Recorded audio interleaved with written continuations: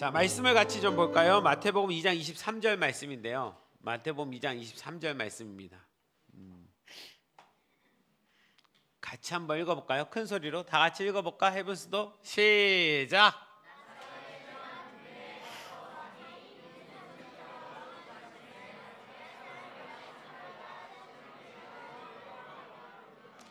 누가 나사렛이란 동네에 가서 사셨어요?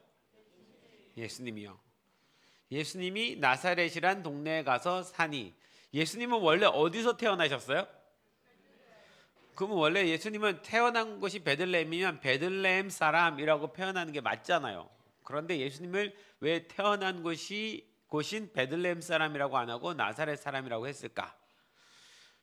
예수님이 메시아가 태어난다라는 동네는 미가서에 베들레헴이라고 기록이 돼 있어요. 그러니까 베들레헴이 더 중요한 도시인데, 마을인데, 그럼 베들레헴 사람 예수 이렇게 표현해야 되는데, 왜 나사렛 사람 예수가 되었느냐? 예수님이 태어나신 곳은 베들레헴인데 예수님이 사신 곳은 어디더라? 나사렛이더라. 예수님은 왜 나사렛으로 가셨어요? 베들레헴에 태어나셨는데 그때 헤롯 왕이 예수님을 죽이려고 하니까 천사가 나타나서 예수님을 데리고 요셉 아버지에게 잠깐 이집트로 피신해 있으라 라고 말씀하셨어요. 이집트에 갔다가 그 헤롯 왕이 죽고 나서 그 아들 헤롯 왕이 됐을 때 이제 더 이상은 예수님을 찾지 않겠구나 싶어서 그때 다시 돌아오라 해서 나사렛으로 돌아오시고 나사렛에서 예수님이 사신 거예요. 이해 가시죠? 아시죠?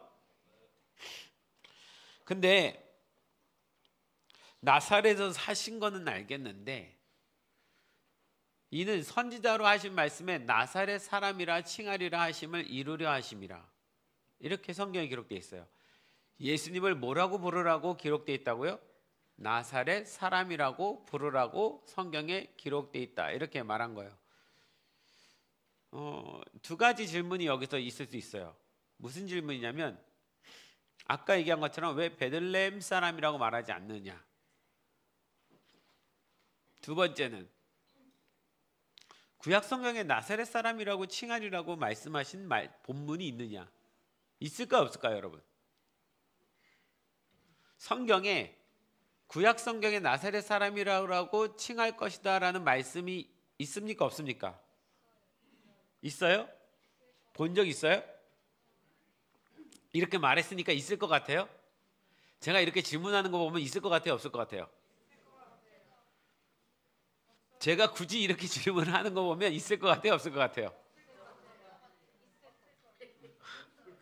자, 있다 손 들어보세요. 네, 내리시고. 없다 손 들어보세요. 딱히 나사렛 사람이라 칭하리라 이런 말씀이 없습니다, 성경에.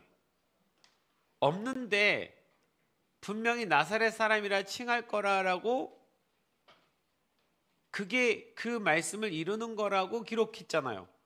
그러면 예수님이 나사렛 사람이라는 칭호를 받을 만한 어떤 상징적인 수많은 일들이 있을 거라는 것을 암시하고 있는 얘기가 되는 거죠. 제가 오늘 다음 세대를 위해서 이 말씀을 준비하는 건데, 성탄절날 성탄 우리가 묵상을 하다가 이 본문을 보면서 예수님이 왜 나사렛 사람으로 불렸을까도 궁금했는데, 결론은 예수님이 나사렛 사람이라고 부름을 받으신 것은 예수 믿는 우리에게도, 너희들 다음 세대들에게도 너는 나사렛 사람이야 라고 말하는 거랑 똑같아요. 우리 예수님의 자녀니까. 할렐루야. 그래서 우리도 나사렛 사람인 거예요. 어떻게 보면, 그렇게 보면 예수님이 나사렛 사람이니까 예수님의 자녀가 된 우리면 우리도 나사렛 사람인 거예요. 그러니까 이게 예수님만이 받으시는 이름이었으면은 뭐 그것도 또 그렇다 치겠지만, 우리가 예수님의 자녀니까 우리도 나사렛 사람처럼 살아야 되는 거구나, 이런 의미가 있는 거예요. 그러면 굳이 왜 나사렛 사람이라고 하셨을까가 궁금한데, 제가 성경을 다 뒤져봐도 나사렛 사람이라고 된다라는 어떤 말씀이 없어요. 그냥 단순히 이 나사렛 사람이라는 말이 예수님이 사셨던 곳을 설명하기 위해서 쓴 말일까? 아니면 진짜 예수님을 앞으로 부를 때 나사렛 사람 예수, 나사렛 예수라고 부르기를 원하셨을까? 만약에 태어난 동네를 설명하기 위해서, 자라나신 동네를 설명하기 위해서 그랬다라고 그런다면 그냥 몇 번 초반에 기록하고 말았을 건데, 예수님의 중요한 사건마다 하나님이 뭐라고 기록하시냐면 나사렛 사람 예수라는 말을, 나사렛 예수란 말을 중요한 사건마다 기록하십니다. 예를 들자면 빌라도가 예수님을 십자가에 못 박을 때, 사진 띄워주세요. 빌라도가 예수님을 십자가에 못 박을 때 예수님의 죄목이 그 십자가에 죽어야 될 그 죄목이 뭐라고 쓰여 있냐면 나사렛 사람 유대인의 왕, 이렇게 써 있어요. 굳이 나사렛이라는 것을 거기다 집어넣을 필요가 없는데 예수님의 죽음에 나사렛 사람이란 말이 들어가요. 저기도 보면 이제 빌라도가 저렇게 쓴 거예요. Jesus of Nazareth. 네.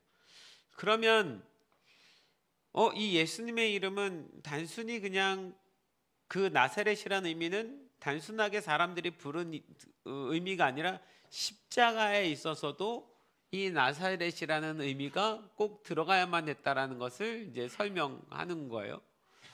아, 그렇구나. 그 다음에 부활한 아침에 예수님께서 십자가에 죽으시고 부활한 아침에 그 예수님의 시신을 찾으러 왔던 여러 저기들에게, 여러분 마태복음 16장 6절에 보면 천사가 말하기를 뭐라고 말하냐면 너희가 십자가에서 죽었다가 살아나신 나사렛 예수를 찾느냐라고 누가 얘기해요? 천사가 얘기해요. 그럼 천사도 예수님을 그냥 예수님이라고 부르지 않고 나사렛 예수라고 불러요. 그럼 이 정도 되면 나사렛 예수라는 이름은 하나님 나라에 공식화돼 버렸어요. 그죠? 공식화돼 버린 이름입니다. 하나님께서 공식화시켜 주신 이름인 거예요. 자, 베드로가 안전병을 일으킬 때 뭐라고 말해요? 내게 은과 금은 없지만 나사렛 예수의 이름으로 일어나 걸어라. 내게 은과 금은 없지만 내게 있는 나사렛 예수. 그러니까 이제는 예수님 앞에 나사렛이란 말이 꼭 붙는 거예요. 자, 이 장면은 이제 바울이 다메섹으로 가다가 예수 믿는 사람 죽이려고 막 달려가는데 그때 예수님 만나잖아요. 그 예수님 만났을 때 사도행전 22장 8절에 보면 바울이 묻습니다. 당신이 누굽니까? 라고. 그랬을 때 예수님이 친히 뭐라고 말씀하시냐면 네가 핍박하는 나사렛 예수다라고. 누가 자기를 나사렛 예수라고 말해요? 예수님이. 부활하셔서 승천하신 그분이 바울에게 나타나셔서도 자기가 자신을 나사렛 예수라고 표현하신 거예요. 여러분 이 정도면 나사렛 예수란 이름은 그냥 동네가 나사렛에서 태어났으니까 그냥 뭐라고 부르기가 뭐하니까, 예를 들자면 당시에는 예수란 이름을 가진 사람들이 많았거든요. 예수란 이름이 흔한 이름이에요. 요즘 우리 안에서 제일 흔한 이름 누구지? 이름이 많이 겹치는? 우리 안에 누구 있어요? 우리 여기 이름이 둘 있잖아. 수빈이. 그래서 우리가 항상 큰 수빈, 작은 수빈 이렇게 부르는데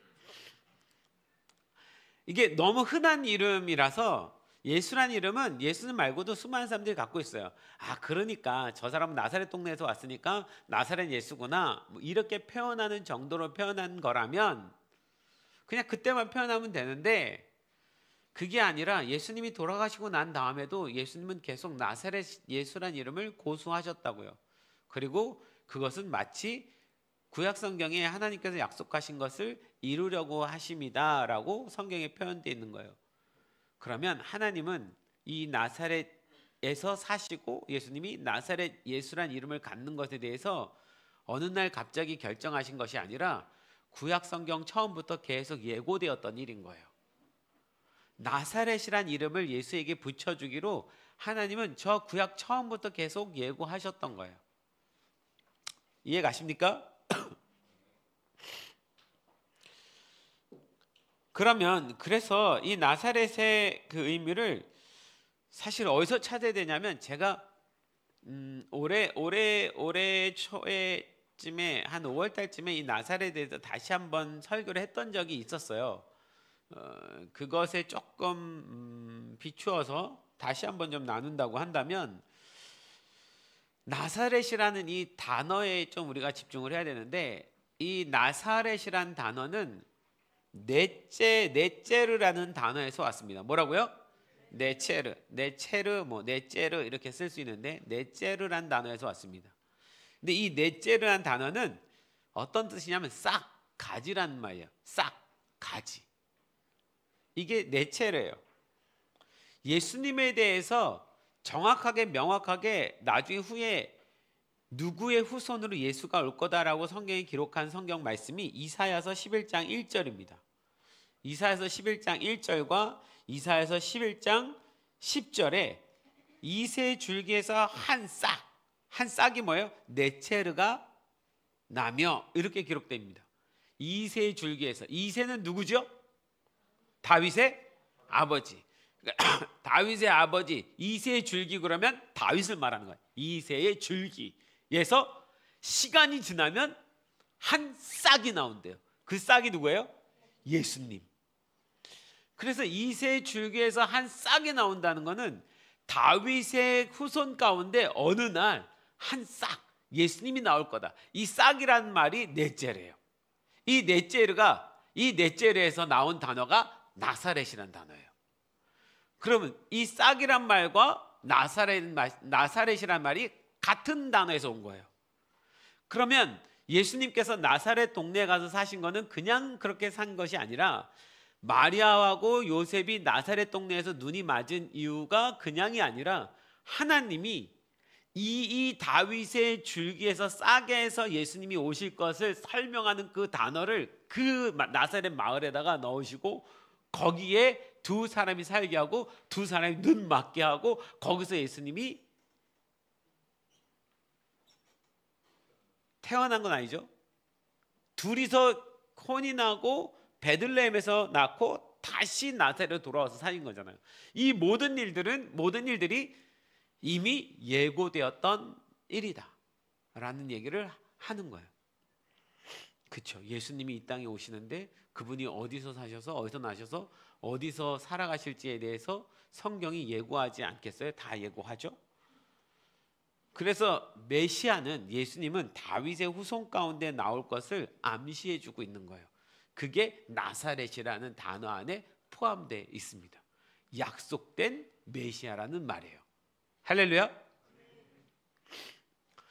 우리가 요즘 최근 제일 많이 배우고 있는 말이 그거잖아요. 하나님의 역사적인 주권. 하나님께서 모든 것을 다 그분이 계획하시고 그분이 말씀하시고 난 이렇게 행할 거야 라고 하시고 그대로 이루신 거. 그러니까 예수님의 오심도 마찬가지입니다. 지난주에 제가 그 예수 그리스도의 세계라라고 말씀하면서 예수님의 족보에 대해서 이야기할 때 성경이 아브라함부터 다윗까지 14대, 다윗부터 바벨론까지 14대, 바벨론부터 예수님까지 14대, 이렇게 성경에 기록되어 있잖아요. 14명의 이게 족보 조상들이 있는 거예요. 이걸 왜 14대로 잘랐을까? 예전에도 한번 말씀을 드린 적이 있는데 다시 기억할 수 있도록 제가 말씀을 드린다면, 14대라는 말은 14라는 의미잖아요. 14대. 그러니까 14대에 걸쳐서 아브라함부터 다윗까지 14명의 조상이 있고, 다윗부터 바벨론까지 14명의 조상이 있고, 바벨론부터 예수님까지가 14명의 조상인데, 이걸 왜 성경이 굳이 14대 이렇게 잘랐을까? 14라고 그랬죠. 이스라엘은, 여러분, 우리는 그냥 이 성경을 그냥 히브리어를 그냥 읽지만, 히브리어는 모든 단어가, 모든 자음이 각자의 숫자를 갖고 있습니다. 우리는 기역, 니은, 디귿, 리을, 미음, 비읍 이렇게 쓰고 숫자는 1, 2, 3, 4 쓰잖아요. 그런데 히브리어 유대인들은 그렇게 쓰는 것이 아니라 12라는 글자를 쓰려면 12라는 글자를 쓰려면 맨 첫 글자인 1이라는 단어가 히브리어 알렙, 베트, 김멜, 달레트 이렇게 우리나라 기역, 니은, 디귿처럼 알파벳이 있는데 그 1이 알렙이에요. 베트가 2고요. 그럼 12라고 쓴다면 알렙, 베트 이렇게 쓰면 12가 되는 거예요. 그러니까 우리식으로 말하자면 기역, 니은 이렇게 쓰면 12가 되는 거예요. 그러니까 각 자음마다 전부 다 숫자가 있는 거예요. 숫자가. 그래서 숫자를 1, 2, 3, 4로 따로 쓰는 것이 아니라 그냥 자음을 가지고 숫자를 써내는 거예요. 그래서 사실은 우리가 이해할 수 없는 성경의 수많은 단어들이 그 숫자로 표현이 되어 있습니다. 하나님이 굉장히 이게 수에 밝으신 분이에요. 그래서 유대인들은 이 14대 14라는 숫자를 뭐라고 이해하냐면 4, 6, 4 이렇게 표현합니다. 14를 표현하면 4 더하기 6 더하기 4. 그래서 여러분 다윗 있잖아요. 다윗이란 사람을 히브리어로 쓰면 알렙, 베트, 김메, 달레트, 달레트라는 단어와 다윗 할 때 다 우리 음가로 표현하면 다위드가 되거든요. 다비드. 그럼 여기에 자음이 디귿, 비읍, 디귿 이렇게 나오잖아요. 그런 것처럼 히브리어로는 달렛, 바우, 달레트 이렇게 기록해야 다윗입니다. 근데 이 달레트가 4고요. 바우가 6이고 달레트가 4예요. 그 합친 몇이야? 14. 그래서 이 14대라는 표현도 이 표현 안에 하나님은 그가 다윗의 후손으로 오실 것에 대해서 예고하는 마음으로 14대라고 쓰셨다라는 거예요. 이해 가십니까? 그러니까 하나님은 얼마나 당신이 미리 말씀하고 그대로 이루어지는지를 우리한테 설명하고 싶으셔서 하나님 말씀하시고 성취하시는 분이란 것을 그렇게 우리한테 가르치고 싶으셔서 이 14대에도 그렇게 집어넣은 거예요. 자, 그러니 그 나사렛이라는 단어 안에는 다윗의 후손으로 올 거다라는 말이 포함되어 있는 거예요. 이사야서 11장 1절의 말씀이 포함돼서 들어가 있는 거예요. 나사렛이라는 그 동네 이름 안에. 여러분 우리 하나님 얼마나 철저하신지 아시겠죠? 예수님 한 분 오시는 데에도 그 동네 어느 동네에 와서 그가 그 이름으로 사셔야 되는 것까지도 하나님은 전부 다 치밀하게 계산하셔서 다 집어넣으신 분이에요. 자, 그런 의미에서 이미 구약 성경에 이 네체르한 단어로 이 나사렛이라는 의미가 설명이 되어 있고, 자, 이 나사렛이라는 이 단어가 또 갖고 있는 또 다른 의미는 뭐냐면 이 나사렛은 나차르란 단어도 연관이 되어 있거든요. 이 나차르는 지켜보다 보호하다란 말입니다. 뭐라고요? 지켜보다 보호하다. 보호한다라는 의미 있어요. 지켜준다라는 의미가 있어요. 나사렛은 보호받는 어떤 곳이라는 의미가 포함되어 있습니다. 하나님은 아무도 관심을 갖지 않는 저 가난한 변방에 나사렛에서 예수님이 보호를 받게 하셨어요. 만약에 예수님이 베들레헴으로 올라오시거나 아니면 수도인 예루살렘으로 올라오셨으면 예수님의 살면서 어렸을 때 살아가는 모든 삶 가운데 사람들한테 너무 눈에 쉽게 띌 수 있기 때문에 하나님께서 예수님을 좀 공생에 그가 30살에 우리의 구원자가 되기 위해서 움직이시기 그 바로 전까지는 하나님의 보호 아래 계셨던 거예요.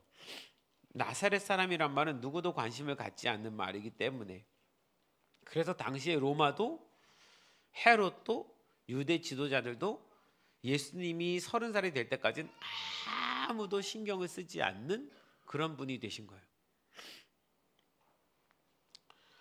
그러나 저는 여기서 더 중요한 의미가 이 나사렛이라는 의미 안에 예수님께서 우리의 보호자가 되신다는 의미가 포함되어 있다고 믿습니다. 할렐루야. 구약 성경의 다윗이 시편에 예수님에 대한 가장 많은 표현이 뭡니까? 가장 많은 표현이 뭐예요? 예수님에 대해서 가장 많은 표현? 그는 나의 반석이시요 나의 요새시요 나의 피할 밥이시요 나의 피난처시요. 다 뭐예요? 보호자라는 의미입니다. 나를 보호하시는 분. 예수님은 우리를 죄악 가운데 우리를 지키시고 보호하시기 위해서 오신 분이에요. 그래서 나사렛이란 말 안에 보호하다라는 단어가 포함되어 있는 겁니다. 할렐루야. 여러분, 우리는 그 보호를 받는 사람들입니다. 옆 사람한테 얘기해 주세요. 예수님이 당신을 보호해 주십니다.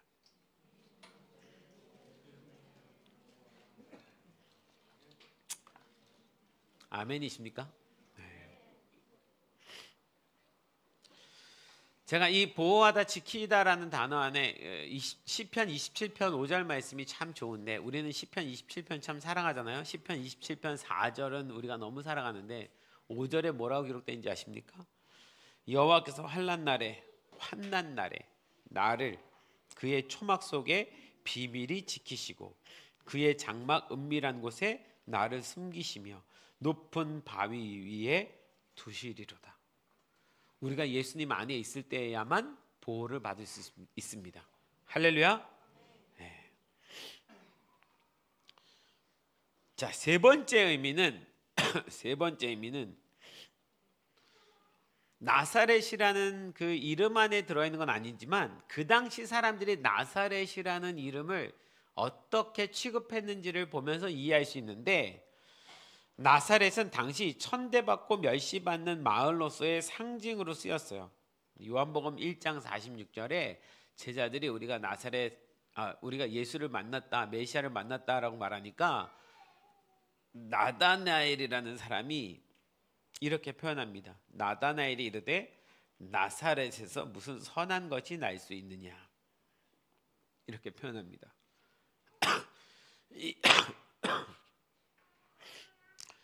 이 말을 보면 당시 사람들이 나사렛을 얼마나 형편없는, 얼마나 천대하는, 멸시받는 마을로 표현하는지 우리가 잘 알 수 있습니다. 그 이유는 나사렛이란 동네는 갈릴리라는 지방 안에 포함되어 있는 가장 작은 마을인데, 이 갈릴리는 이미 이스라엘 백성들한테는 이방의 갈릴리, 이방 지역이라고 부르는 땅인 거예요. 그 땅에서도, 그러니까 유대 전체에서 갈릴리만 쳐다보면 어우 저 이방인, 저 피가 섞인 것들, 어우 저 우상 숭배자들, 그렇게 멸시하는 곳인데 그 멸시하는 지역에서도 가장 작은 마을이요. 예수님 당시에 한 20가구 정도 살았나? 이렇게 표현됩니다.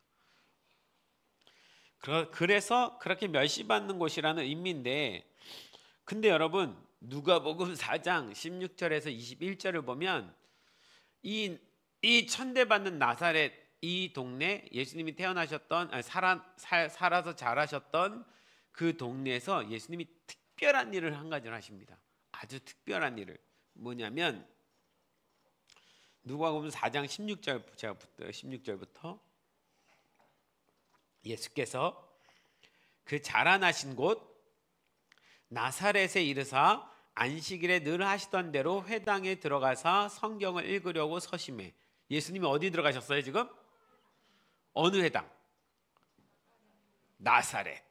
자라신 곳 나사렛에 있는 회당에 들어가셨어요. 그러니까 나사렛 동네 회당에 들어가셨습니다. 들어가셔서 성경을 읽으려고 하시는데, 예수님께서 그 당시에는 따로 목사가 있고 사역자가 있고 그 사람만이 말씀을 전하고, 이게 아니라 유대인이면, 성인이면 누구든 나와서 회당에 나와서 말씀을 전할 수 있었습니다. 그날의 차례가 예수님이었나 봐요. 예수님 목수인데도 불구하고 나오신 거죠. 그리고 예수님께서 오늘 무슨 말씀을 전하실까? 예수님 말씀을 찾으셨어요. 굳이 어떤 말씀을 찾으셨냐면 그 말씀은 이사야 61장입니다. 선지자 이사야의 글을 드리거늘 책을 펴서 이렇게 기록한 데를 찾으시니 곧 주의 성령이 내게 임하셨으니 이는 가난한 자에게 복음을 전하게 하시려고 내게 기름을 부으시고 나를 보내사 포로된 자에게 자유를, 눈먼 자에게 다시 보게 함을 전파하며 눌린 자를 자유롭게 하고 주의 은혜의 해를 전파하게 하려 하심이라 하였더라. 책을 덮어 그 맡은 자에게 주시고 앉으시니 회당에 있는 자들이 다 주목하여 보더라. 이에 예수께서 그들에게 말씀하시되 이 글이 오늘 너희 귀에 응하였느니라 하시니, 예수님이 이 땅에 오신다라는, 그리고 그분이 오셔서 이 땅에 오셔서 하시는 그 일이 뭐냐, 그걸 적어놓은 것이 이사야 61장인데 예수님이 그 이사야 61장을 읽으십니다. 가난한 자에게 복음을, 그래서 포로된 자에게 자유를, 눈먼 자들이 다시 보게 하고 눌린 자들에게 자유를 주시는, 이 땅의 죄악 가운데 어둠 가운데 살아가는 이 백성들을 구원하러 오시는 분이다라는 표현인 거예요. 그 표현을 예수님이 어디서 읽으십니까? 이 나사렛에서 읽으십니다.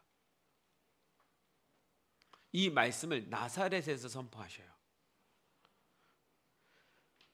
아무도 인정하지 않는 천대받는 그 나사렛 동네에서 이 인류를 구원하시는 그 메시지를 거기서 예수님이 처음 전하셨어요. 그리고 오늘 이 글이 너희 귀에 응하였다. 무슨 말입니까? 이미 이루어졌다라고 표현한 거예요. 예수님은 자신이 구원하러 오신 분인 거 아니까, 내가 왔으니까 이 말씀은 이미 이루어진 거야 라고 표현하신 거예요. 그런데 일반적으로 예수님이 이 말씀을 선포하려면 상징적으로 그리고 권위적으로 따지면 예루살렘에 가서 선포하셨어야 돼요. 온 인류의 구원의 그 놀라운 은혜, 그 예언의 말씀을 오늘 성취됐다라고 선포하는 곳이 20가구 정도 모여 사는 그 작은 나사렛 동네에서, 아무도 인정하지 않은 나사렛에서 이 말씀을 예수님 여기서 선포해 버리신다는 거죠. 이게 특이한 일인 거예요. 하나님은 온 인류의 구원자로 오실 그 메시아가 이 말씀을 선포하기를 원하셨는데, 이 말씀이 이루어졌다라고 이미 선포하기를 원하시는데 그 선포하는 장소를 나사렛으로 택하신 거예요. 그러면 나사렛이라는 곳이 중요합니까 안 합니까? 중요한 거예요.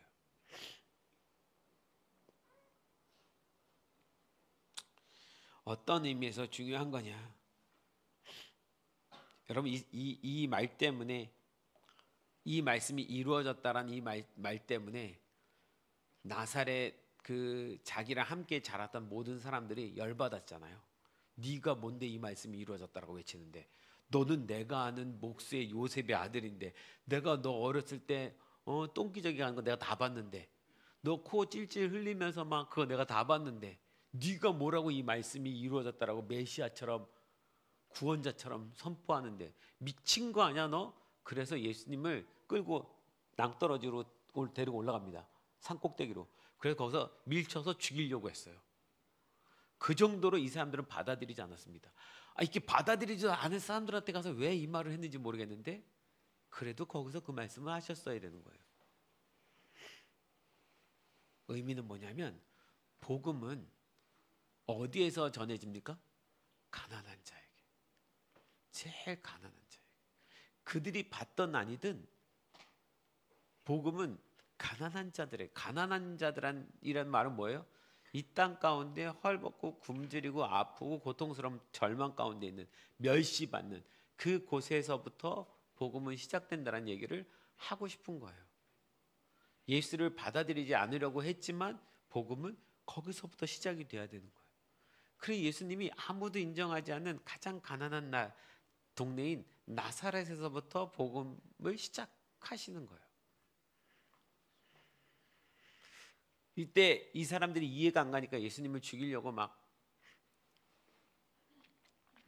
낭떠러지에 밀고 가서 떨어뜨리려고 이랬었던 나사렛인데, 예수님이 십자가에 못 박혀 돌아가시고 부활하셨을 때 이 나사렛 동네 사람들은 예수님 믿었을까요? 안 믿었을까요? 자기 동네 사람인데 가장 유명해졌는데 십자가에 못 박혀 죽고 다시 살아났어요. 이 나사렛이란 동네는 그 이후에 어떤 동네가 됐을 것 같아요? 예수님 믿는 동네가 됐을 것 같아요? 아닌 것 같아요? 예. 이스라엘에 지금도 수많은 도시가 있고 마을이 있잖아요. 1948년도 이스라엘이 독립할 때 나사렛이라는 동네에 그때 인구가 몇 명인지 모르겠지만 인구의 80%가 크리스찬이었습니다. 그 중동 지역에 아랍 크리스찬이 80%가 크리스찬이었어요. 지금은 관광지가 돼버렸어요. 어마어마하게 외지에서 막 다 몰려와가지고 땅 사고 뭐 사고 해가지고 사람들이 다 들어와서 장사합니다. 지금은 몇 프로일까요? 지금은 20%. 그런데 그것도 커요. 왜냐하면 거기는 아랍 사람들, 그러니까 모슬렘 사람들이 사는 마을이거든요. 현재는. 그런데 거기에 20%의 크리스찬이 있습니다. 20%인데도 몇 명인지 아십니까? 2만 1,000명입니다. 요 나사렛 동네 가서 보면 한눈에 이렇게 보여요. 이렇게 보이는 동네예요. 산동네예요. 그런데 거기 2만 명이 넘는 사람이 크리스찬입니다. 그래서 이스라엘의 유대인들은 예수님 안 믿잖아요. 그리고 이슬람 사람들은 더 알라를 믿으니까 더 안 믿잖아요. 예수 믿는 사람이 가장 많은 그 마을이 두 마을이 있습니다. 하나 어딜까요? 나사렛. 또 하나는 베들레헴. 네, 베들레헴과 나사렛에 예수 믿는 사람이 제일 많아요. 가장 가난했던 그곳에 복음이 먼저 들어갔고 복음의 빛은 거기서 계속 타오르고 있는 거죠. 그래서 예수님이 이사야 61장의 말씀을 이루려고 오셨다라는 것도 나사렛이라는 이 동네 이름 안에 그 뜻이 포함되어 있는 거예요. 그러니까 성경에 나사렛 사람이라 일컬음을 받을 것이라 라는 이 모든 말들은 마치 숨어있는 상징처럼 그렇게 구약 말씀에 숨겨져 있었던 거야. 다. 그걸 예수님이 그 나사렛 동네에 살면서 풀어내신 거죠. 자, 네 번째 마지막 이건 이제 우리 다음 세대가 귀담아 들어야 될 건데 이 나사렛이라는 단어 어원인 나찰에서 나온 단어 중에 하나가 아까 맨 처음에 뭐라 그랬어요? 나사렛과 연관된 단어 네제르라는 단어는 뭐라 그랬습니까? 뜻이 싹은 누구라고 그랬어요? 그치? 맞아. 예수님. 근데 누구의 후손으로 온다? 네. 그리고 이 나찰이라는 단어에서 또 다른 단어 하나 있다고 그랬어요. 뭐라 했어요? 지키다? 보호하다. 네. 세 번째 이 나사렛이라는 단어의 의미에 있어서 중요한 건 가난하고 멸시받는다. 자, 네 번째 이 나사렛이라는 단어에서 이 나찰에서 나온 단어가 나시린입니다. 나시린. 나시린 뭔지 알죠? 나시린은 구별된, 성별된, 분리된 자란 뜻입니다. 그러니까 하나님의 자녀로 특별히 구분되어진 사람이라고 표현할 때 나시린이라고 표현하는 거예요. 나시린. 이 나시린이 이게 성경이 우리가 나시린이 히브리어를 그대로 옮겨 썼는데 나시린이 된 거예요. 요거를 히브리어로 그대로 가면 무슨 말인 것 같아요? 나자르인이죠. 나자르란 단어, 나사렛이란 단어가 나실입니다. 나실인 이렇게 된 거죠. 그래서 이건 나실인은 뭐냐면 지금 우리식으로 말하면 예수 믿는 자녀들이 나실인이에요. 구약 성경의 나실인은 특별히 하나님께서 구별시켜서 이스라엘 백성들을 구원하시기 위한 어떤 특별한 사람들로 하나님께서 세우십니다. 그 나실인 중에 삼손이라는 사람도 있는 거예요. 하나님의 사사시대 때 하나님의 구원자 역할을 하라고. 지금 우리식으로 말하자면 우리 이 다음 세대가 너희들이 사실 우리도 다 포함되죠. 우리 다음 세대에게 이 나실이라는 다음 세대랑 포함되어 있으니까 다음 세대에게 나실이라는 단어를 주신 건 나실인 세대, 나실인 세대. 그건 예수님을 믿는 자녀 세대란 말이죠. 그게 어디서 나왔다고요? 나사렛에서 나왔다고요. 그래서 우리도 나사렛 사람입니다. 할렐루야.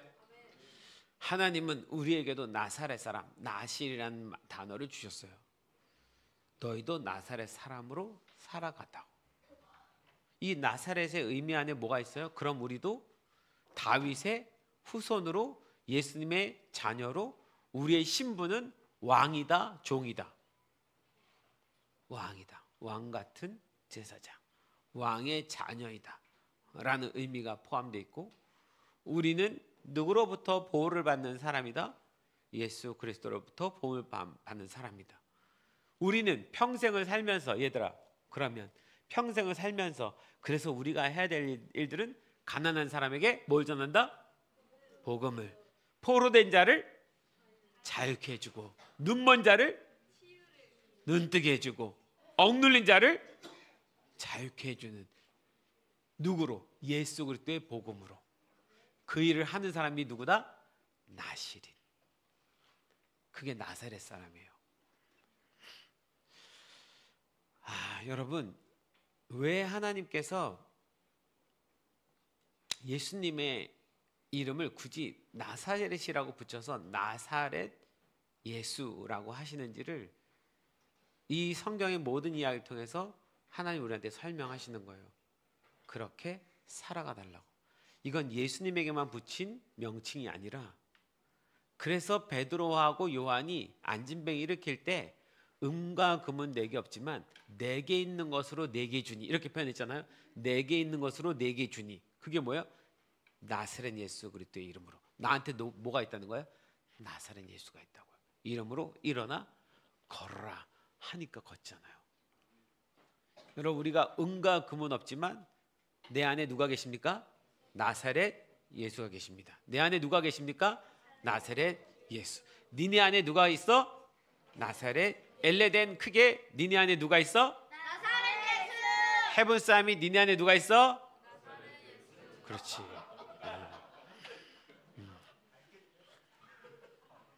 어쩔 수 없어. 저만큼 하면 큰 게 한 거야. 나사렛 예수요. 여러분, 우리 다음 세대 오늘 졸업해서 이제 뭐 우리 중고등부 아이들은 청년부로 가고 유초등부 아이들 중고등부로 올라오는데, 우리도 나사렛 사람이고 우리가 저 아이들을 계속 나사렛 사람으로 길러가는 일들이 우리가 해야 될 사명임을 기억하셨으면 좋겠습니다.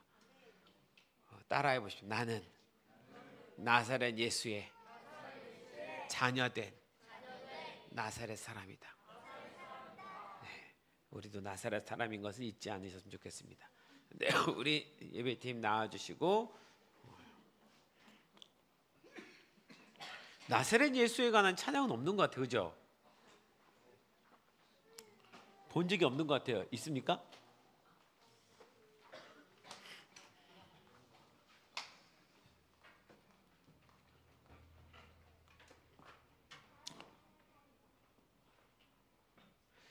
예수 내 영혼의 사랑, 이거 우리 찬양할까요? 우리 찬양 한번 하고 짧게 기도하고 우리 다음 순서 갖도록 합시다. 여러분, 나사렛 사람들입니다. 할렐루야. 우리 나사렛 사람들, 우리 자리에 일어나셔서 함께 찬양하시고 기도합시다.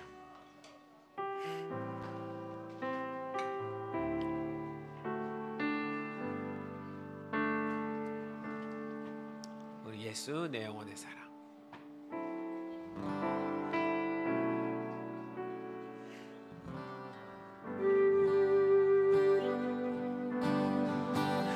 예수 내 영혼의 사랑,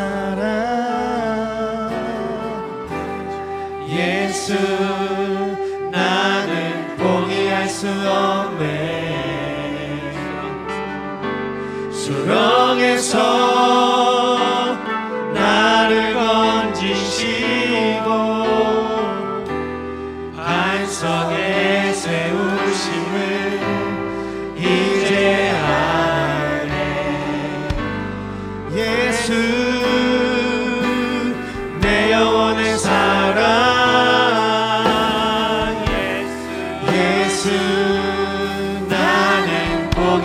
수 없네. 수렁에서 나를 건지시고 반석 위에 세우심을 이제 아네. 사랑에 의지에 나의 모든 것 다 없어진다 해도 내 구주 절친한 친구 주를 경배해 세상 끝날까지. 예수 내 영혼의 사랑. 예수 나는 포기할 수 없네. 수렁에서 나를 건지시고 반석에 세우심을 이제 고백합니다. 예수 내 영혼의 사랑. 예수 나는 포기할 수 없네.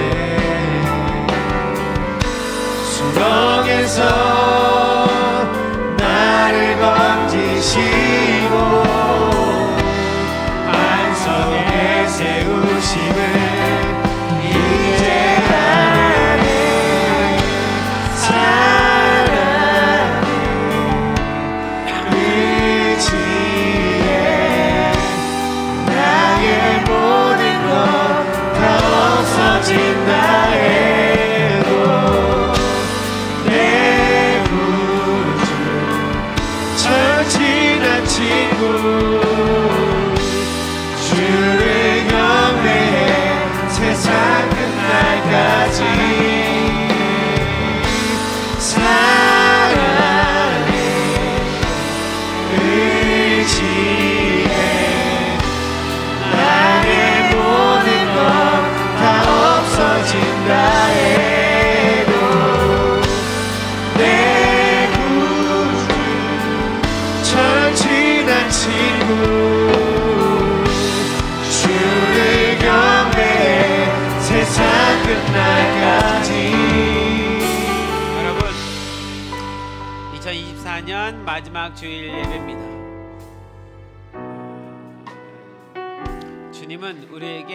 예수님은 우리에게 우리가 예수님과 함께 나사렛 사람이라고 인정하고 그 믿음 안에 살기를 원하십니다. 우리 시간 잠깐 한 1분만 같이 기도하시는데, 주님, 나는 예수님 당신의 자녀입니다. 내가 당신을 영접함으로 나도 나사렛 사람이 되었습니다. 우리 아이들도 나사렛 사람이 되었습니다. 주님, 나사렛 사람으로 예수님처럼 살아가게 도와주세요. 우리도 예수님처럼 그렇게 살아가게 도와주세요. 가난한 그곳에, 포로된 그곳에, 억눌린 그곳에, 눈이 멀어버린 이 세상에 그 구원의 복된 소식을 가져다주는 예수님이 나사렛 예수로 오신 것처럼 우리도 그런 나사렛 사람들이 되게 도와주십시오.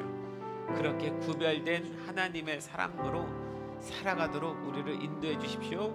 우리 이렇게 1분만 같이 기도하시겠습니다.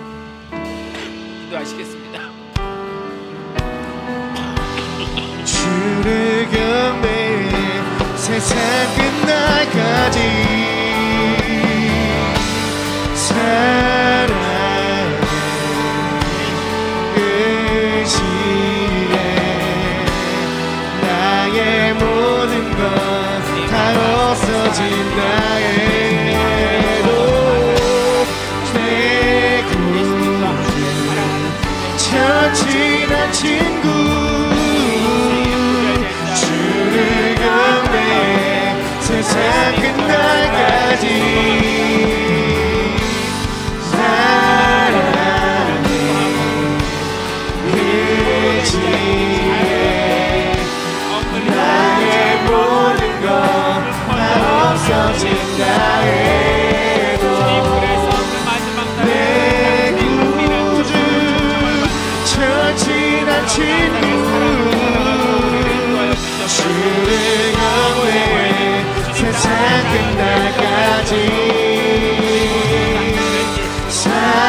사랑의 의지에 나의 모든 것 다 없어진다 해도 내 구주 저 지난 친구 주를 경외해 세상은 날까지 사랑의 의지에 나의 모든 것 다 없어진다 해도 내 구주 저 지난 친구 주를 경외해 세상 끝날까지.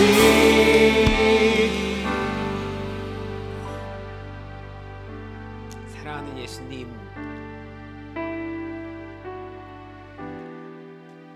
우리를 구원하시기 위해서 당신이 나사렛이라는 이름을 가지셨음을 오늘 배웠습니다.